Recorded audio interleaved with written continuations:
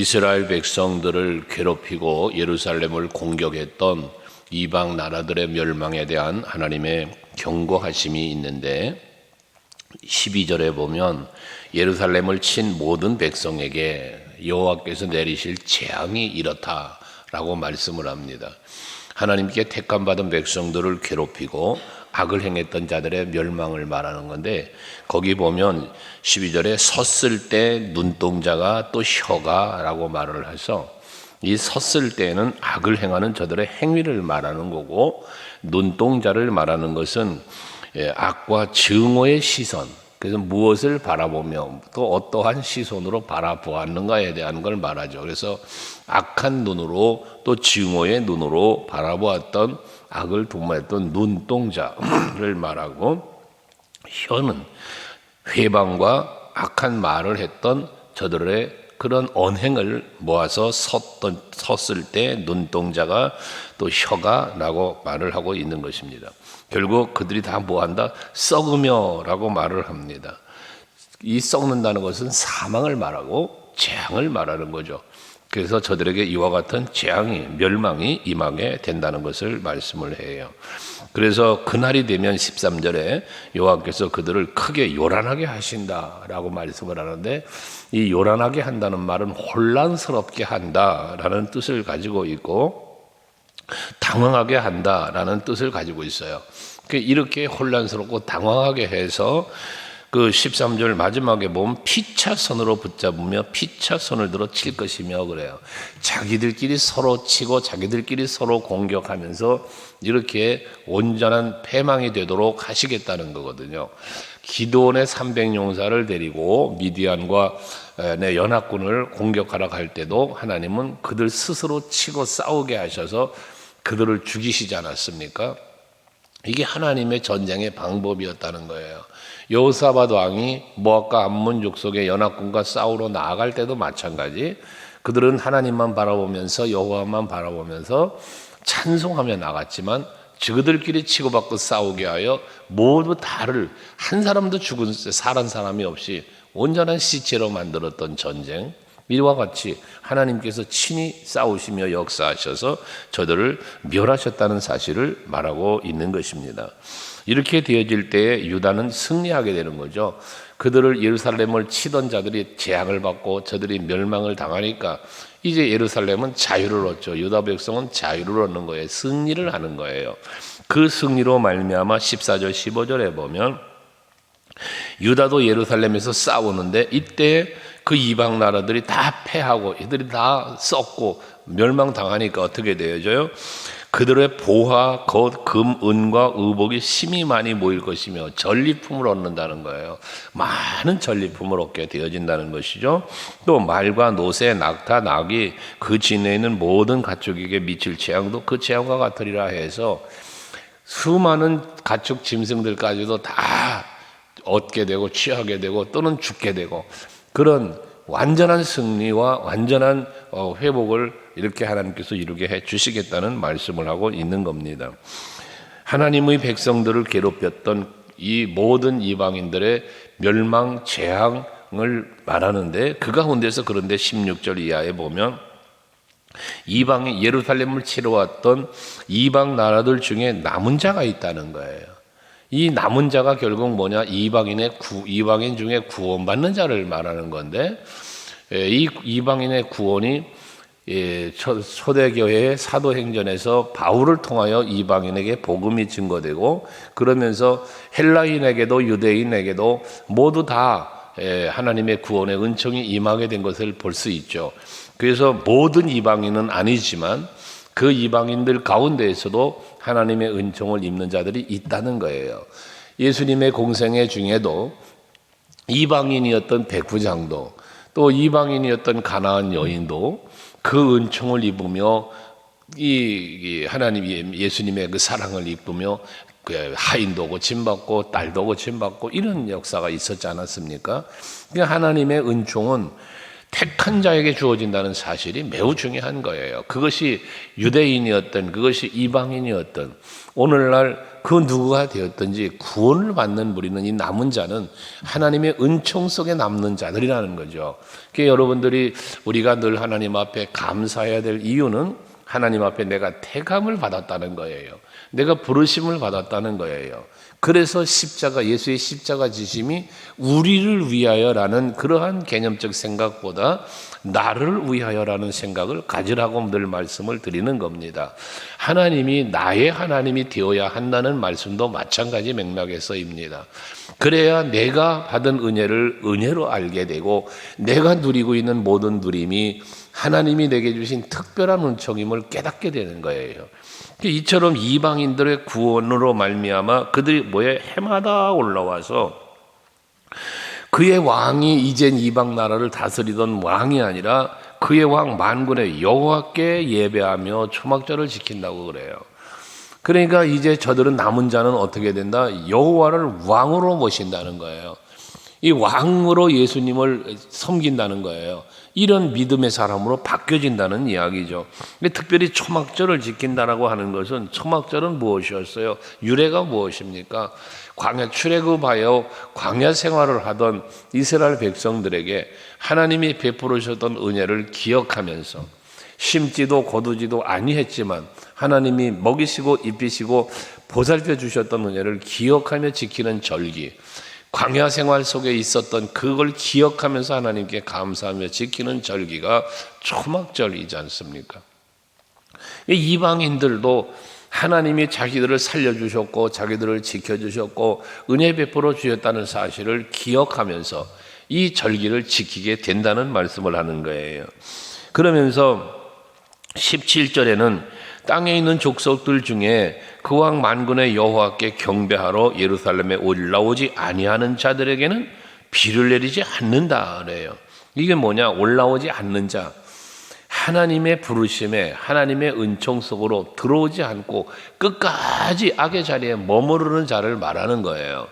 근데 우리가 구원을, 복음을 전하고 구원을 노래하고 하나님 앞에 우리가 늘 나오는 성도들이 있지만, 그러지 않은 무리들이 지금도 있지 않습니까? 여러분 주변에도 있을 것 아니겠어요? 이러한 끝까지 올라오지 않는 자를 말하는 거예요.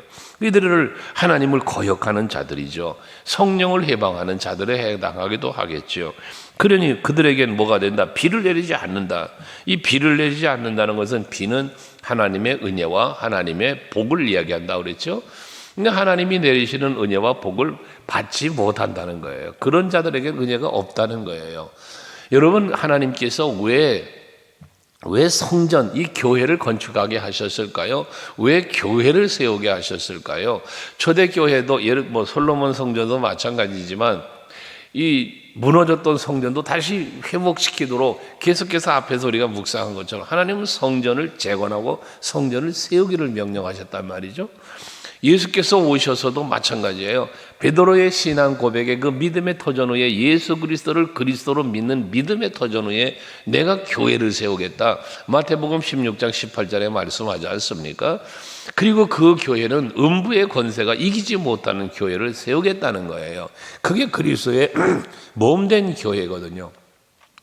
그런데 그렇게 올라오지 않고 끝까지 나오지 않고 하니까 은혜가 없어요. 그 교회를 세우는 목적은 뭐냐? 은혜 주시려고, 복 주시려고 해요. 그 성전을 건축한 솔로몬의 건축에서, 성전 건축과 봉헌을 할 때 약속이 뭡니까? 내가 이곳에서 너희를 만나 주시겠다는 거예요. 그러니까 오늘날 교회는 하나님이 내리시는 은혜와 축복의 통로예요. 터전인 거예요. 그래서 교회를 일컬어 뭐라고 말하느냐? 복음을 들은 무리가 하나님의 나라로, 하나님의 나라를 이루며 하나님의 나라로 들어가는 통로가 교회다라고 교회적 교회론을 이야기하기도 하는 겁니다. 여러분에게 교회는 어떤 의미를 가지고 있습니까? 여러분이 새벽마다 나오셔서 이 교회에 와서, 성전에 와서 예배하고 기도하는데, 여러분에게 이 교회는 어떤 곳이며 여러분이 이 교회에 대한 의식이 어떤 의식을 갖고 있느냐는 거예요. 여기는 바로 하나님의 거하시는 곳이요, 내가 예수를 만날 수 있는 곳이요, 성령의 역사하심을 마가다락방처럼 체험하는 곳으로 여러분들이 믿음이, 여러분들의 심령이 교회에 대한 의식이 분명해야 된다는 거죠. 거기에 놀라운 은혜와 복이 내리는 건데 이들은 나오지 않으니까, 예루살렘 성전으로 예배로 올라오지 않으니까 복이 내리지 않는다는 거예요. 뿐만 아니라 18절 이하에 19절까지 말씀해 보면 생존할 수 없는 재앙이 비를 내리지 않는 것뿐만 아니라 저들이 생존을 할 수 없는 처참한 재앙이 내리게 된다는 사실을 말씀하고 있는 거예요. 그래서 저들이 초막절을 지키러 여호와께 올라오지 아니하는 이방 나라들의 사람을 치시는 재앙을 그들에게 내리실 것이다 라고 또 말씀하잖아요. 그러면서 19절도 애굽 사람이나 이방 나라 사람이나 초막절을 지키러 올라오지 아니하는 자가 받을 벌이 그러하니라. 결과적으로 예루살렘으로 교회로 나오지 않는 무리들, 예수께로 나오지 않는 무리들은 벌을 받고 재앙을 받고 앞에 말한 썩을 것이다, 썩을 것이다, 썩을 것이다. 그렇지 않았어요? 그런 재앙을 저들은 받게 된다는 거예요. 그러니까 우리는 남는 자가 되고 하나님의 은혜와 축복 속에 살기를 원하면 우리는 항상 무엇을 해야 되냐? 주의 전으로 나오는 자가 되어야 한다는 거예요. 나와서 예배하고 하나님을 경배하고 하나님 앞에 간구할 때 하나님은 여러분 만나주시고 은혜 주시고 복을 주신다는 말씀이죠. 나오지 않는 무리에게 하나님은 재앙 내리신다는 거예요. 그때가 되어지면 20절에 그날에는 말방울에까지 여호와께 성결이라 기록될 것이다. 여호와의 전에 있는 모든 솥이 제단 앞 주발과 다름이 없을 것이니 라고 해서 여호와의 성결이라는 말씀을 하고 있고요. 또 21절에 보면 예루살렘과 유다의 모든 솥이 만군의 여호와의 성물이 될 것이다. 성결과 성물을 이야기합니다. 여러분, 성결이라는 건 깨끗게 되어진다는 거예요. 정결케 되어진다는 것이죠. 그럼 깨끗하게 되어지고 정결케 되어지는 그 되어짐이 어떻게 이루어지느냐? 우리는 그리스도 예수의 보혈로 거룩해지고 그리스도 예수의 보혈로 성결케 되어지는 것이죠. 그럼 예수 그리스도의 보혈의 은총이 어느 통로를 임하는가? 그게 바로 교회라는 통로를 찾아 임한다는 거예요. 그러니까 여러분들이 정결케 되기를 원하고 깨끗하게 되어지기를 원하신다면 이 성전에 나와 하나님께 경배하는, 이게 우리의 신앙의 표현이고 모범이라는 것입니다. 그래서 우리는 예배한다라고 할 때 예배가 어디서 이루어지는 걸 예수는 원하느냐? 거룩한 성전에서. 물론 그 수가성의 여인, 요한복음 4장에 보면 우물가의 여인과의 대화 속에서는 여기서도 저기서도가 아니라 신령과 진정으로 예배하는 예배를 말씀하시죠. 이건 뭘 말하냐면 의식적 예배 속에, 그 여인이 말한 예배는 바리새인들의, 유대인들의 의식적인 예배를 말하는 것이고, 예수님이 말씀하는 예배는 영과 진리로 예배하는 진정성 있는 예배를 말하는 거예요. 그래서 여러분들에게 제가 늘 자주 하는 말 아닙니까? 항상 교회에 올 때에 건물 안으로 들어오지 말고 예수님 품으로 나오시라고. 그리고 하나님의 말씀을 받을 때에는 목사님의 설교가 아니라 하나님의 말씀으로 듣자고. 그래야만 여러분들이 은혜가 된단 말이거든요. 기도를 해도 마찬가지예요. 여러분들이 기도를 할 때도 항상 하나님 앞에서 기도해야 된다는 거잖아요. 찬송을 불러도 여러분, 우리 찬양단이나 찬양대회가 늘 하는 말이었잖아요. 사람 앞에서 콘서트 하지 말라고. 우리가 찬양을 해도 하나님 앞에 찬양을 하고, 기도를 해도 하나님 앞에서, 말씀을 받을 때도 하나님 말씀으로. 이것이 여러분들에게 은혜가 되고 복이 되는 비결이라는 거예요. 그래서 우리는 항상 그리스도 예수 앞에 나와 성결하게 되고 거룩하게 되어질 때에 거기에 하나님의 은혜의 단비가, 축복의 단비가 내리게 된다는 것이거든요. 그래서 우리는 항상 여호와 하나님 앞에서 내가 성결케 되고 여호와 하나님 앞에서 내가 하나님 앞에 드려지는 성물이 되어질 때에, 그날이 되어지면 21절 마지막에 보면 그날에는 만군의 여호와의 전에 가나안 사람이 다시 있지 아니하리라 그랬습니다. 성전에 가나안 사람이 다시는 없다. 이 가나안 사람은 어떤 사람을 말하는가? 이 가나안 사람은 무엇을 상징하느냐면 하나님 앞에 택함받지 못한 자예요. 하나님의 은총을 입지 못한 무리를 말하는 거예요. 하나님의 또 내려주실 베푸실 은혜를 받아들이지 않는 자를 말하는 것이기도 해요. 또 앞에서 말한 대로 그리스도 예수의 보혈을 은혜를 믿지 않기 때문에 받아들이지 않으니까 어떻게 돼? 성결케 되지 못한 자죠. 거룩하게 구별되지 못한 무리가 되는 것이죠. 이게 가나안을 대표하는 거예요. 그러니까 저들은 택감 받지도 못했지, 하나님이 베푸시는 은혜와 긍휼을 받아들이지도 않지, 또 죄와 저주 아래서 사함받지 못하고 머물러 있으니 이들은 하나님 앞에 설 수 없는 자가 되는 거지 않습니까? 그러니 하나님 앞에 설 수 없는 자가 되었으니 어떻게 돼? 이 성전에 나와서 하나님을 경배하는 자리에 있을 수가 없게 되는 거예요.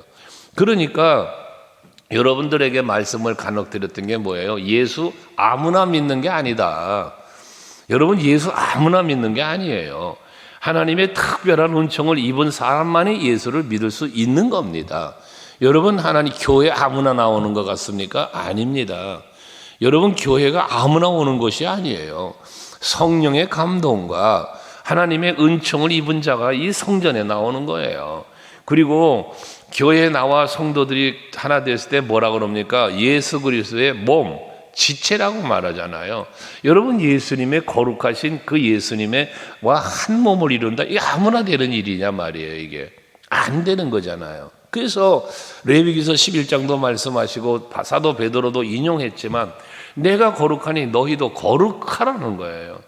우린 거룩한 무리 속으로 들어올 때 하나님의 은혜를 입는 자가 되는 거요. 예수 그리스도와 한 몸을 이루게 되는 거고, 거기에 놀라운 은총과 축복이 이루어져서 내가 곧 길이요 진리요 생명이니 나로 말미암지 않고는 아버지께로 올 수가 없다고 말씀하신 주님의 말씀 안에서 우리는 하나님의 나라에 이르기까지 간다는 거예요.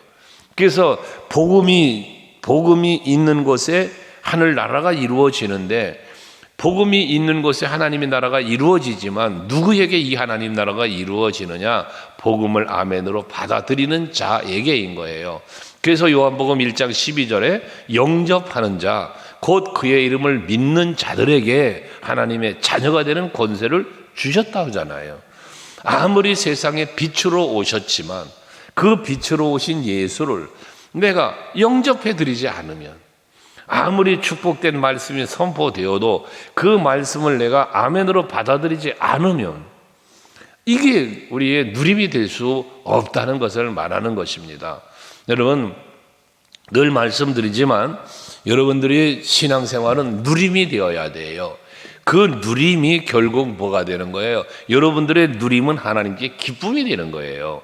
그리고 기뻐하시는 중에 하나님은 여러분들을 지속적인 은혜를 베푸시며 더 큰 은혜 속에 살 수 있도록 하나님의 긍휼이 임하는 거예요.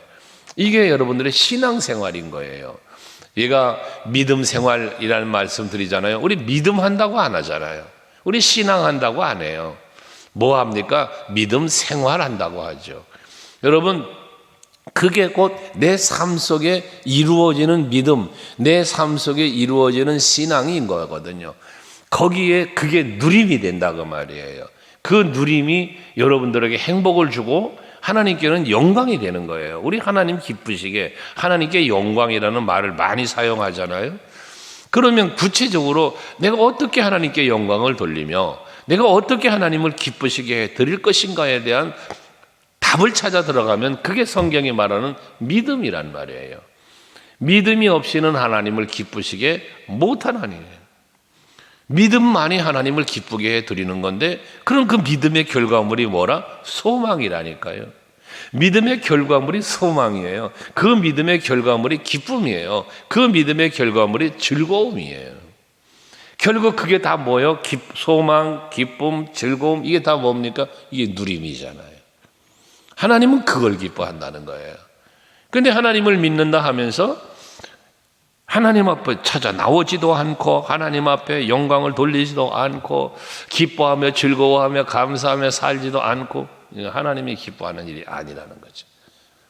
오늘도 여러분들이 하루를 사실 때에 진실한 믿음으로 하나님 앞에서 하나님이 기뻐하실 만한 감사와 찬송과 영광을 돌려드리면서 행복하고 즐겁고 기쁨의 삶을 누리면서 살아가는 여러분 모두 되시기를 주의 이름으로 축원합니다. 기도하겠습니다.